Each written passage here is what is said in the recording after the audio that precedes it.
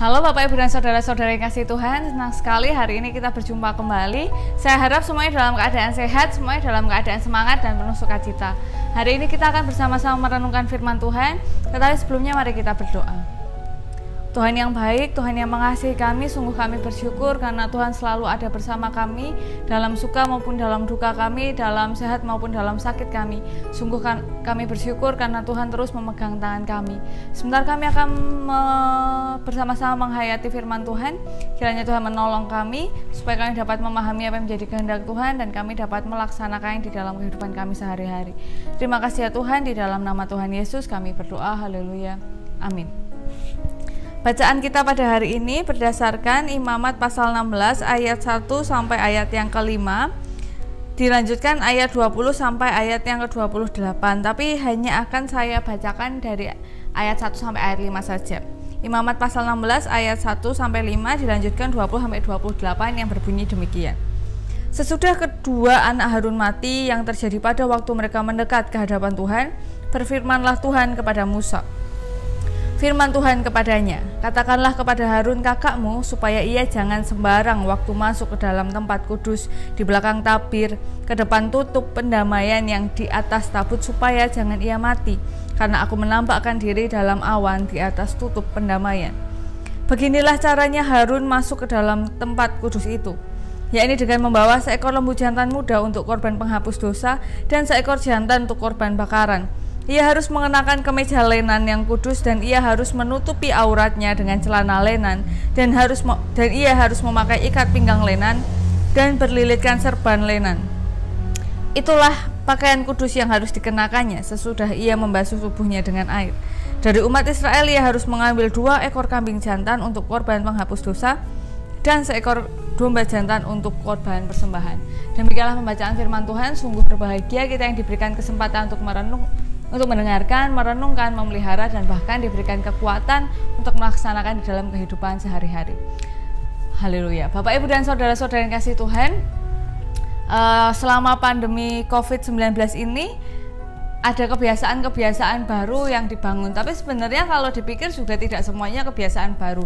Ada juga sebenarnya ada kebiasaan lama tetapi tidak dilakukan secara maksimal. Salah satunya adalah mencuci tangan terlebih dahulu sebelum melakukan apa-apa. Jadi sebenarnya dari kita kecil, mungkin dari Bapak Ibu, saudara-saudara masih sekolah TK SD itu diajari bahwa kalau mau apa-apa itu memang harus cuci tangan yang bersih, cuci tangan pakai sabun. Bahkan iklan-iklan sabun di TV seringkali mengajarkan tentang cuci tangan ini sebelum pandemi COVID-19 ya. Jadi cuci tangan yang baik itu berapa detik dan lain-lain. Nah, tapi karena tapi kebanyakan orang merasa bahwa nggak perlu banget, tangan saya nggak kotor, seharian ini saya nggak ngapa-ngapain juga nggak apa-apa lah, kayaknya nggak harus cuci tangan kok, kecuali memang harus makan yang menggunakan tangan. Tapi itu pun juga ada orang-orang yang sudah lapar ya sudahlah, nggak usah pakai cuci tangan, juga di lap-lap gini juga nanti bersih sendiri. Nah, jadi memang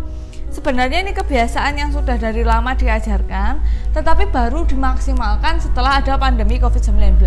Kenapa? Karena tujuannya itu semakin jelas di depan mata bahwa kalau nggak bersih-bersih tangannya, kalau tidak dicuci tangannya, itu memang bakteri dan virus ini bisa ada di tangan lalu masuk ke tubuh kita kalau kita ini megang-megang wajah secara sembarangan. Nah, karena tujuan dan ancamannya jelas, tujuan, ancaman, apalagi ya hadiah mungkin ya, itu jelas. Jadi orang itu melakukannya dengan sungguh-sungguh ya, tidak, walaupun masih belum semua orang, tapi minimal nih sudah banyak orang yang melakukan dengan lebih sungguh lagi ya, karena semuanya sudah jelas. Nah, begitu juga di dalam hal beribadah.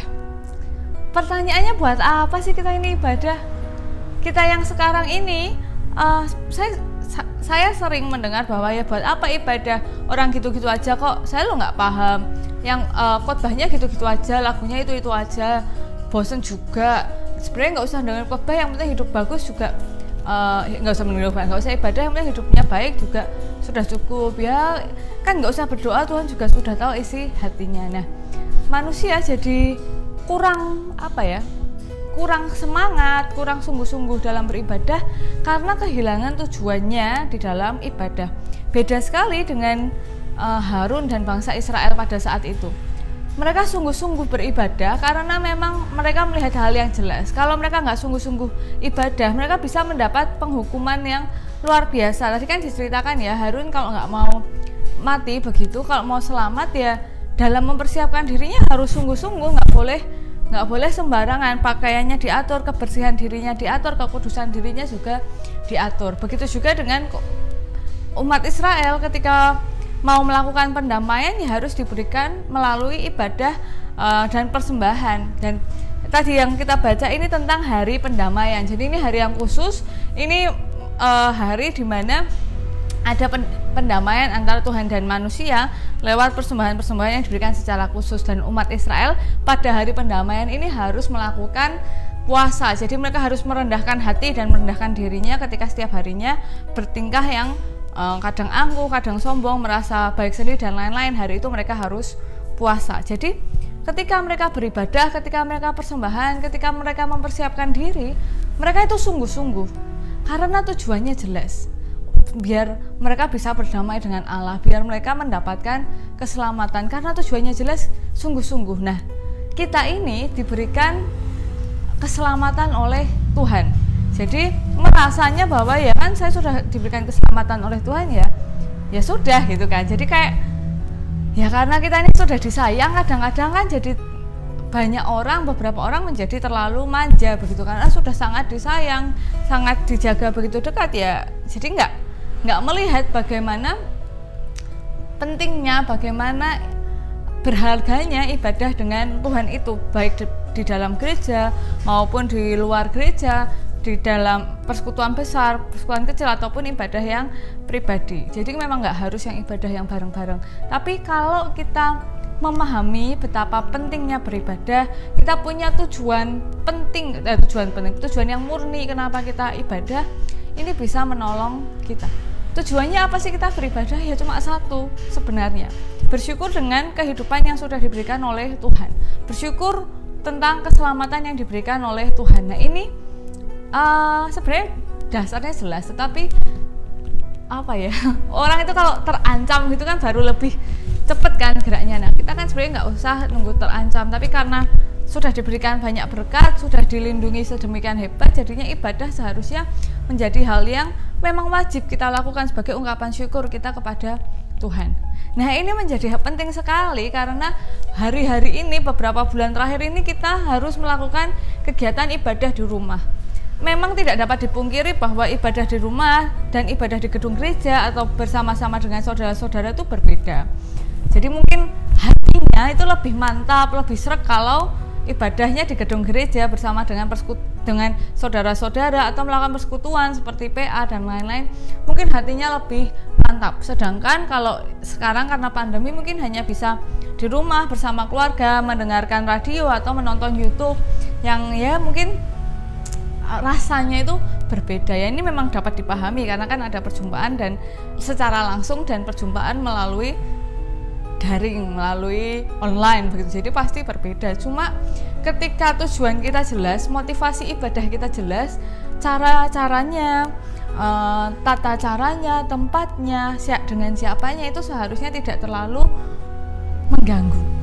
Jadi asal tujuan kita utama itu jelas, bersyukur untuk Tuhan, kita sungguh-sungguh mau sama Tuhan, menjalin relasi yang intim dengan Tuhan, ya nggak ada masalah dengan hal-hal yang selama ini harus menghalangi ibadah, bukan menghalangi ya, membedakan gitu ibadah kita yang sekarang dengan ibadah kita yang dulu. Mari kita berdoa. Terima kasih ya Tuhan, karena Tuhan sudah menolong kami, Tuhan memberikan keselamatan dan mengasihi kami. Kiranya Tuhan memampukan kami untuk lebih bersyukur lagi dengan keselamatan yang Tuhan sudah berikan. Terima kasih ya Tuhan, di dalam nama Tuhan Yesus kami berdoa, haleluya, amin. Ya, demikian yang dapat saya sampaikan, kiranya dapat menjadi hal yang baik bagi kita semua. Selamat menjalani aktivitas, Tuhan Yesus memberkati kita semua. Sampai jumpa.